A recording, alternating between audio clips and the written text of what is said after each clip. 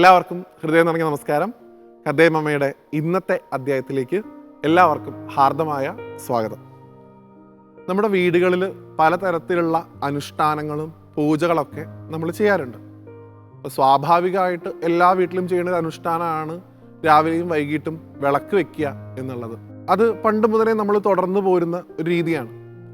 ഇതിനേക്കാൾ ഒന്നുകൂടെ ഉപരിയായിട്ടും ചില വിശേഷപ്പെട്ട സമയങ്ങളിൽ വിശേഷപ്പെട്ട പൂജകൾ നമ്മുടെ വീട്ടിനകത്ത് തന്നെ നമ്മൾ ചെയ്യാറുണ്ട്.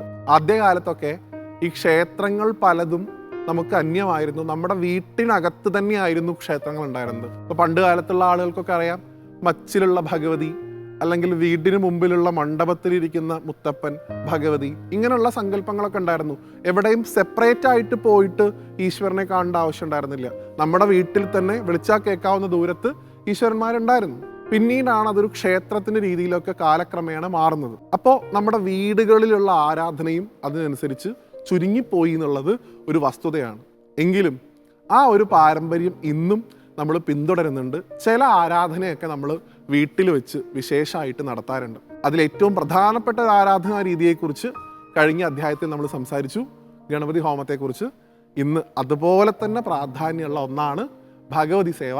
ആ ഭഗവതി സേവയെക്കുറിച്ചുള്ള കഥകളാണ് ഇന്നേ ദിവസം കഥേമമ്മയിൽ നമ്മൾ സംസാരിക്കുന്നത്. അപ്പം നമ്മൾ ചോറ്റാനിക്കര ഭഗവതി ക്ഷേത്രത്തിൽ പോകുന്ന സമയത്ത് അവിടെ മഹാത്മാവായിട്ടുള്ള ഒരാളുടെ ചിത്രം കാണാം. അദ്ദേഹത്തിൻ്റെ പേര് ചെമ്മങ്ങാട് നരസിംഹൻ ഭട്ടതിരിപ്പാട് എന്നാണ്.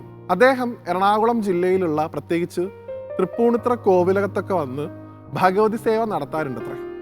അപ്പം അദ്ദേഹം ഭഗവതി സേവ നടത്തുന്ന സമയത്ത് ആ പ്രദേശത്ത് ആരൊക്കെ ഉണ്ടോ, അത് ഏത് കുലത്തിൽപ്പെട്ട ആളാണെങ്കിലും ചെമ്മങ്ങാട് നടത്തുന്ന ഭഗവതി സേവ കാണണം എന്ന് അവർക്കൊക്കെ താല്പര്യമായിരുന്നു. കാരണം ചെമ്മങ്ങാട് ഭഗവതി സേവ നടത്തുമ്പോൾ അവിടെ സാക്ഷാൽ ചോറ്റാനിക്കര അമ്മയുടെ സാന്നിധ്യം അനുഭവിക്കാൻ സാധിക്കുന്നതാണ്. അത്ര വിശേഷപ്പെട്ടൊരു ക്രിയയാണ് ഈ ഭഗവതി സേവ. അത് സാക്ഷാൽ ദുർഗാപരമേശ്വരിയെ, ദുർഗയെ പ്രീതിപ്പെടുത്താൻ വേണ്ടി ചെയ്യുന്ന വളരെ വിപുലമായിട്ടുള്ള ഒരു അനുഷ്ഠാന പദ്ധതിയാണ്. ഇത് നമുക്ക് വീടുകളിൽ ചെയ്യാൻ സാധിക്കും. ഒരു ശുഭകാര്യം ചെയ്യുമ്പോൾ പ്രഭാതത്തിൽ ഗണപതി ഹോമവും വൈകിട്ട് സന്ധ്യാസമയത്ത് ഭഗവതി സേവയും, ഇങ്ങനെയാണ് പതിവ്. ഗണപതി ഹോമം കഴിഞ്ഞാൽ വൈകിട്ട് ഭഗവതി സേവ. ഭഗവതി സേവ തുടങ്ങുന്നത് പത്മം എന്ന് വിളിക്കപ്പെടുന്ന വിശേഷപ്പെട്ട ഒരു കളം വരച്ചുകൊണ്ടാണ്. ഇതിനുപയോഗിക്കാറുള്ളത് അരിപ്പൊടിയും മഞ്ഞപ്പൊടിയുമാണ്. ഈ കളം വരച്ചതിന് ശേഷം നിലവിളക്ക് കളത്തിൽ വെച്ച് അത് തിരിയിട്ട് കത്തിച്ച് അതിലേക്കാണ് ദേവിയെ ആവാഹിക്കുക. എന്നിട്ട് ആ നിലവിളക്കിനാണ് പൂജ കൊടുക്കുക. എങ്ങനെയുള്ള പൂജ? പഞ്ചോപചാരത്തിലുള്ള പൂജയാണ് കൊടുക്കാറുള്ളത്. 5 തരം ഉപചാരങ്ങൾ: ജലം ഉണ്ടാവും, ധൂപം ഉണ്ടാവും, ദീപം ഉണ്ടാവും, ഗന്ധം ഉണ്ടാവും, പുഷ്പം ഉണ്ടാവും. ഈ 5 വിഭാഗത്തിലുള്ള ദ്രവ്യങ്ങൾ ഉപയോഗിച്ചുകൊണ്ട് പൂജിക്കുന്നതിനെയാണ് 5 ഉപചാരങ്ങളോട് കൂടിയിട്ടുള്ള പൂജ എന്ന് പറയുന്നത്. ഇതൊക്കെ അമ്മയ്ക്ക് നിർബന്ധമാണ്. ഈ ഭഗവത് സേവ നടത്താൻ ഏറ്റവും പറ്റിയ സമയം ത്രിസന്ധ്യയാണ്.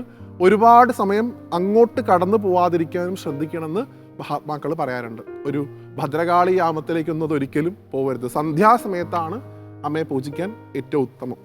അതിൻ്റെ കൂടെ തന്നെ ഗണപതിയെ പൂജിക്കാറുണ്ട്. ഒരു വിളക്ക് അപ്പുറത്തെ ഭാഗത്ത് വെച്ച് ഗണപതിയെ പൂജിക്കും, ഗുരുവിനെ പൂജിക്കും, ഒപ്പം വിശേഷമായിട്ട് ഭഗവതിയെ പൂജിക്കും.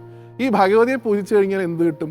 എന്തൊക്കെ തരത്തിലുള്ള അഭീഷ്ടമാണോ ആ ഒരു കാര്യം കൊണ്ട് നമ്മൾ ഉദ്ദേശിക്കുന്നത്, അത് മുഴുവൻ അതോടുകൂടി നിറവേറുന്നതാണ്. പലതരത്തിലാണ് ഭഗവത് സേവ ചെയ്യാറുള്ളത്. പല പുഷ്പങ്ങൾ അതിന് ഉപയോഗിക്കാറുണ്ട്. അതിൽ തന്നെ വിശേഷിച്ച് ഏറ്റവും നിർബന്ധമായിട്ട് ഉപയോഗിക്കണമെന്ന് എപ്പോഴും പറയാറുള്ളത് തെച്ചിപ്പൂവാണ്. ചുവന്ന നിറത്തിലുള്ള തെച്ചിപ്പൂ കൊണ്ടുള്ള അർച്ചന, താമരപ്പൂ കൊണ്ടുള്ള അർച്ചന, ഇത് രണ്ടും അമ്മയ്ക്ക് വളരെയധികം വിശേഷമാണ്. തെച്ചിപ്പൂ തന്നെ നാര് കളഞ്ഞ തെച്ചിപ്പൂ എടുത്ത് ആരാധിക്കുക എന്നാണ് പറയുക. അത് വളരെ ഇഷ്ടമാണെന്ന് അമ്മയ്ക്ക്. അതുകൊണ്ട് അങ്ങനെ ഭഗവത് സേവ കഴിക്കുന്ന രീതിയുണ്ട്.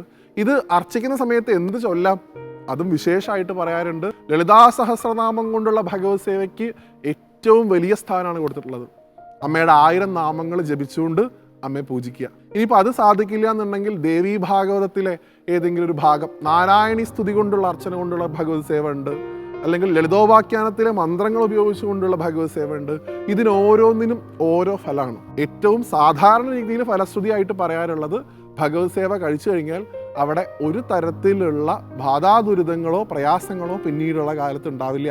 അമ്മയുടെ സാന്നിധ്യം എപ്പോഴും അവിടെ ഉണ്ടാവും, അമ്മയുടെ അനുഗ്രഹം ഉണ്ടാവുന്നതാണ്. അതുകൊണ്ട് തന്നെ ഏതൊരു ശുഭകാര്യം ചെയ്യുമ്പോഴും ആദ്യം ഗണപതിയെയും പിന്നീട് ആ ഗണപതി ഭഗവാന്റെ പ്രിയപ്പെട്ട അമ്മയായിട്ടുള്ള ആ പരാശക്തിയെയും ആരാധിക്കുക എന്നുള്ളതായിരുന്നു നമ്മളുടെ ഒരു കീഴ്വഴക്കം.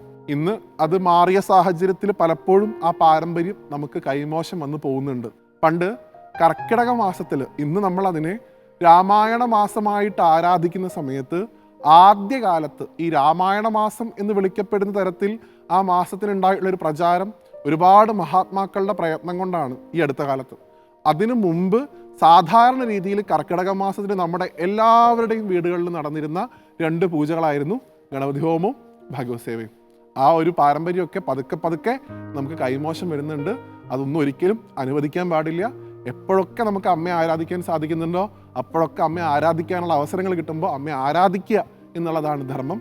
ആ പരാശക്തിയുടെ സാന്നിധ്യം ഇല്ലാണ്ട് ഒരു കാര്യവും വിജയിപ്പിക്കാൻ നമുക്ക് സാധിക്കില്ല എന്ന് മനസ്സിലാക്കുക.